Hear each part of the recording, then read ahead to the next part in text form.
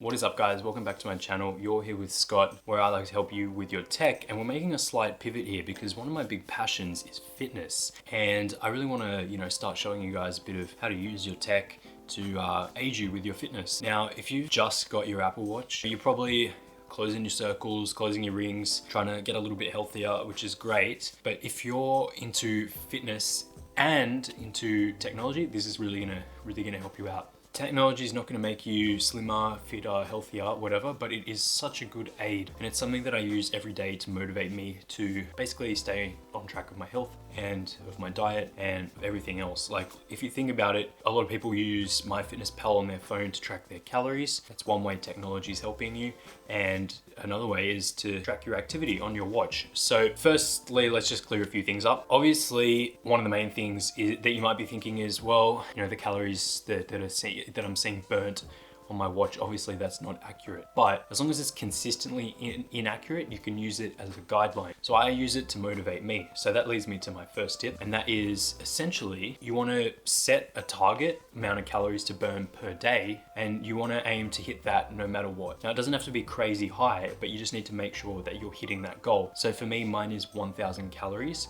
and I have to do that every day, whether it's a day I'm training in the gym or whether, it's just a rest day. It's almost like a calorie minimum, not a goal, right?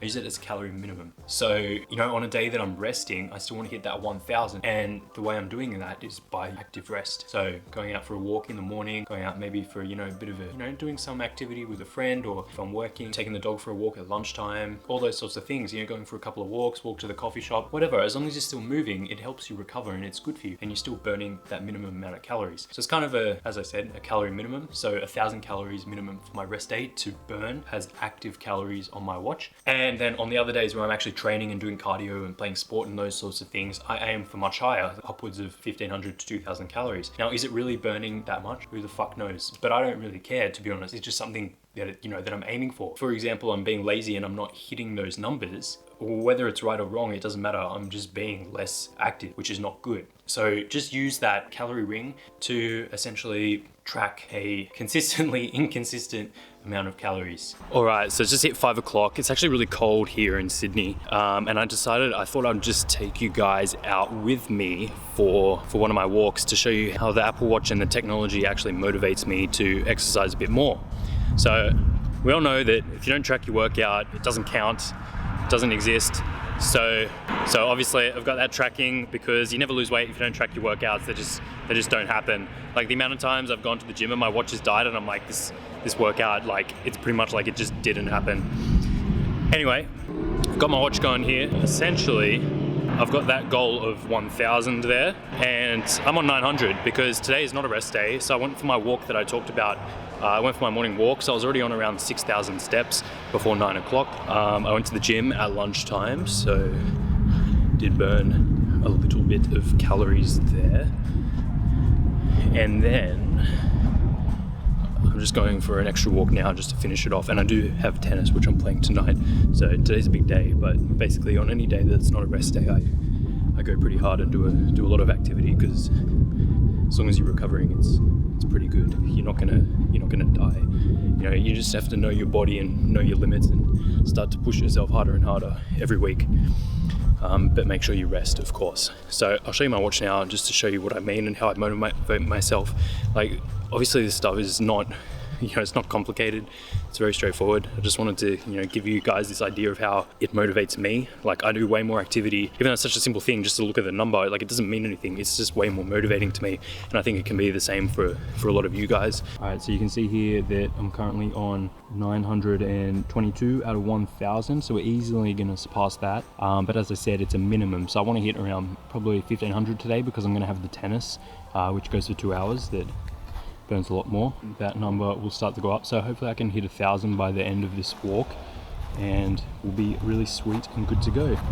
The second tip to using your Apple Watch to help you lose weight is to track your steps. Now, walking is such an underrated thing that you can do to lose weight easily, and like, people just forget it. Like, they think they need to do some crazy HIIT cardio or interval training, or sprinting their guts out on the treadmill. Sure, those things burn calories, but the studies really say that the moderate intensity steady state cardio burns the most calories. Like whenever I'm on the Stairmaster at the gym, for example, I'm on a lower level that I could go, you know, balls to the walls, go as hard as I can, you know, going so hard that, you know, I'm gonna die on the fucking Stairmaster, like I'm gonna collapse, I'm gonna go so hard until I fall off and, you know, get squashed under the stairs. But I could do that, or I could just go at it for 45 minutes to an hour at a moderate intensity, you know, where I'm breaking a sweat and I'm getting really sweaty and it's intense and the heart rate's up, but I'm not dying, right? Because I still wanna recover. Yeah, if you're training for some endurance sport or something, you wanna go crazy, then by all means go for it. But if you're just, you know, trying to burn some extra calories, then don't go that crazy. Just go hard, go pretty hard, but just a moderate intensity, right? I always see the guy next to me, he's like, yeah, I'm gonna go on, you know, level 20 on the Stairmaster, I'm gonna go the stairs, and they're holding on for dear life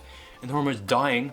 Whereas I'm just sitting there, you know, watching YouTube on, you know, on my phone, kind of grinding away, you know, and he's off that machine in 5 minutes because he just can't handle it, he can't push himself through.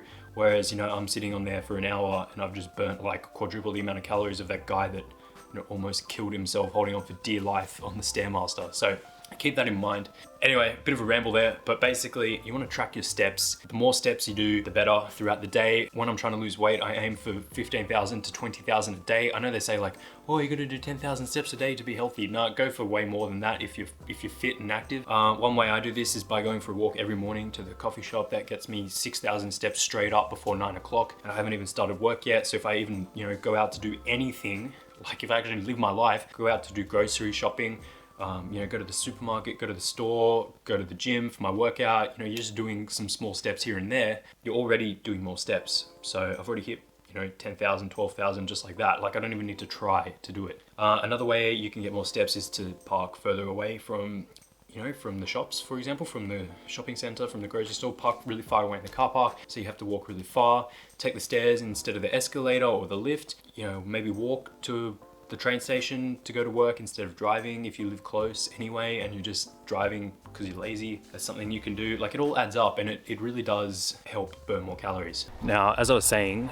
walking is just such an underrated tool that you can utilize to burn more calories and lose a bit of extra weight.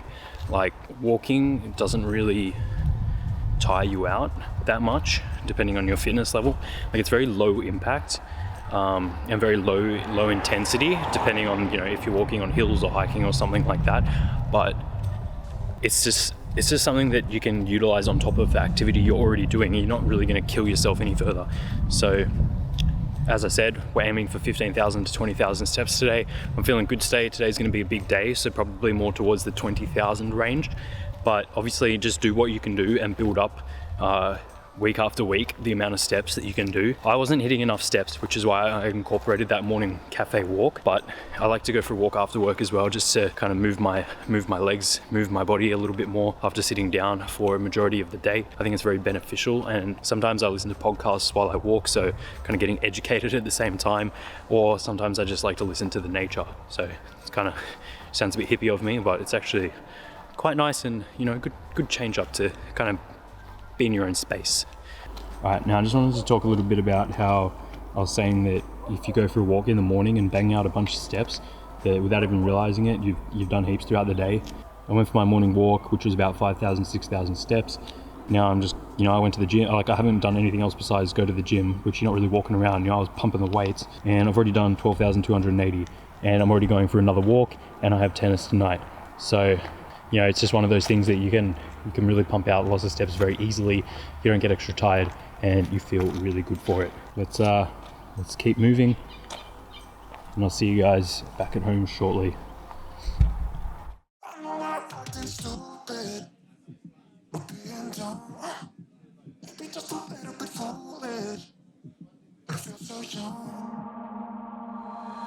Drunk, I've never seen you clearer than now.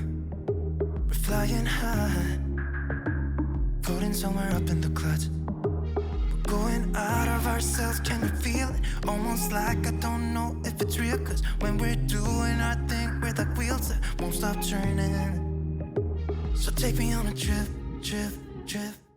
In summary, the two things you can do is track your steps on the watch and try and aim for 15,000 to 20,000, or as many as you can essentially, which your body can handle, and slowly increase each week if you need to until you hit a good target.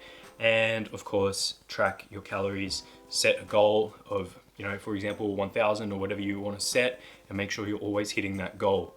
And of course, as I said, it's not accurate, but just ignore it. Just use it as a target. I hope that helps, guys. I hope you enjoy, you know, the more fitness related content. I'm gonna start pivoting towards that. I'm gonna keep the tech content going anyway, if you guys wanna see that, because obviously that's why you subbed.